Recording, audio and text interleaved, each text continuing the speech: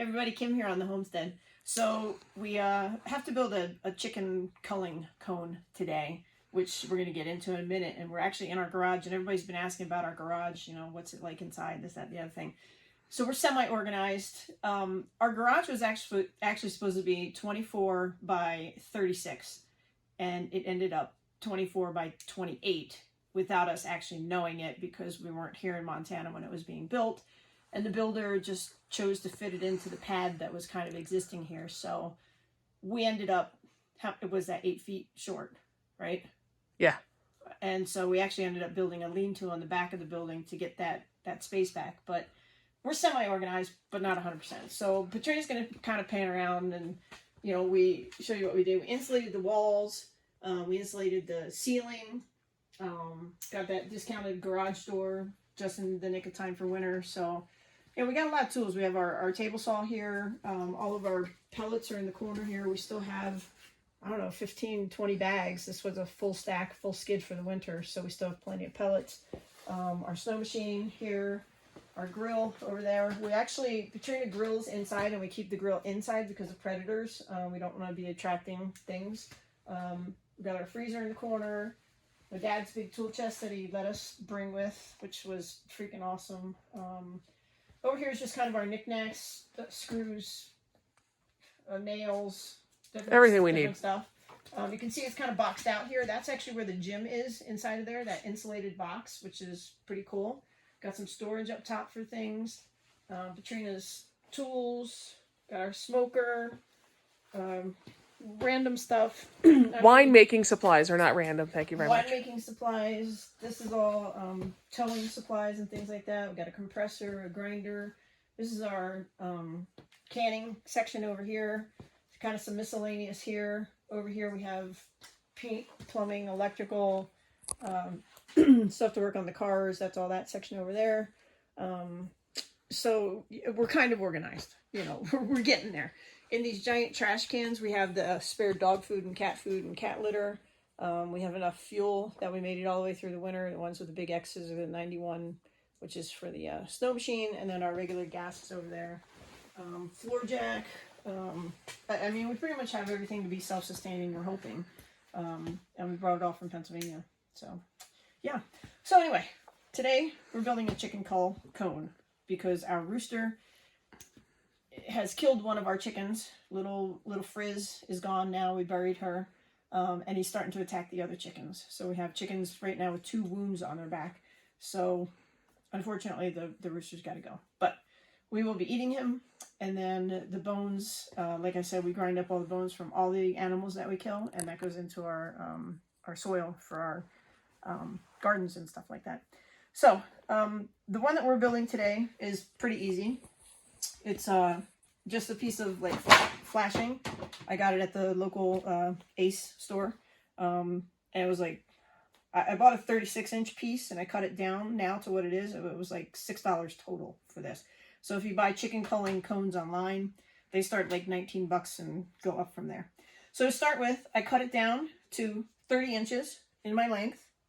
I got 14 inches for my height. And then I mapped out what's called a trapezoid. So my 14 inches on the top, I then took down from my corners here and found my edge. I measured out 7 inches here on each side, and I got my edges that I'm going to cut off now. So these 2 edges here are going to come off. I made an 1.5 inch overlay so that when we fold the cone, we have an overlay part where we can, you can do a couple things. You can rivet it together. We don't have a riveter, unfortunately. But we're actually just going to take nuts and bolts, and we'll end up making 4 holes here when it cones and comes together. So I'm going to go ahead and start cutting this. Don't really have to stay on and watch that if, you know, you don't want to. Patrina, though, you can chat for a while if you want to chat and talk about a couple things. I'm actually going to stop the video and we'll come back. Okay, so we'll be back in a moment. All right, so we're back. We have our trapezoid cut out. We have our 1.5 inch overlay, and what I'm going to do now is actually get rid of these sharp corners. So I've clamped it onto this board, and I'm going to just start kind of just tacking it and bending it down to get rid of that corner. So can't do it up in the air. Down here on my little makeshift table. And then I'm just gonna, can you see how it's starting to bend? Yeah, I probably have to move. So I'm just gonna tap it down all the way along the edge to make my bend. And then after I have my bend, we'll take the clamps off and I'll actually flatten that down. So I'm gonna do this whole side and then we're gonna flip it and I'm gonna do this side. But you can see how it's starting to come down real nice. And we'll get rid of those sharp corners on the top and the bottom. More for our safety than anything. But so I'll finish that up, tapping this down, tapping this down. Then we're gonna bring it together and clamp it, and we're gonna put our 4 holes in. We're gonna drill our holes, and we'll show you what that looks like when we get there. All right, we'll be back in a minute. Bye.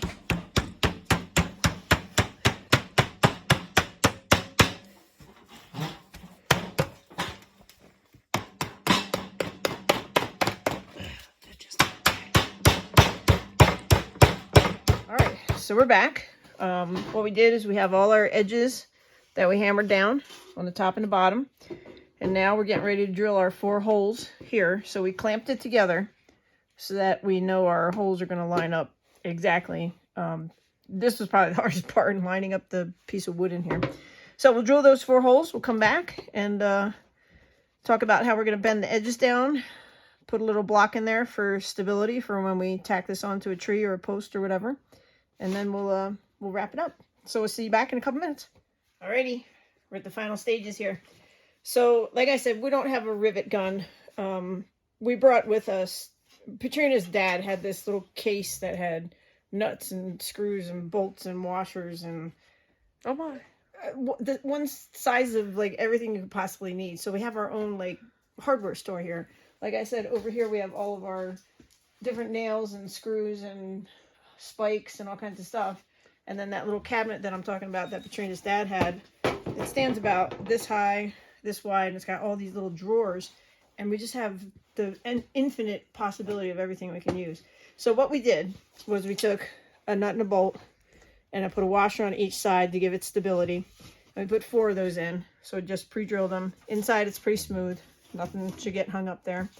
And then the last thing we did was we pre-drilled 2 holes here and made this as like a mounting bracket that we can take on and off wherever we decide we're going to do this. If it's on a tree or a post or wherever. We haven't decided that yet.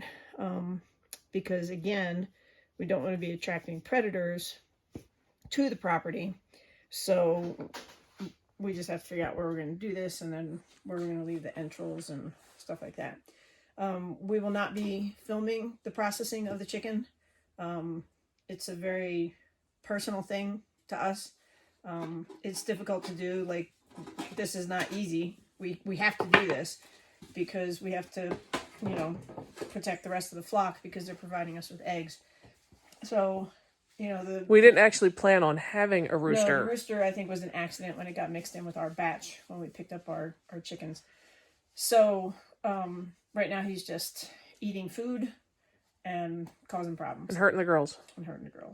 So, anyway, that's how you build a chicken Cone. cone color. And we'll see how it goes. But yeah, wish us luck. This isn't going to be easy for us by any means. But gotta do what you gotta do. Okay. All right. Cheers from the homestead.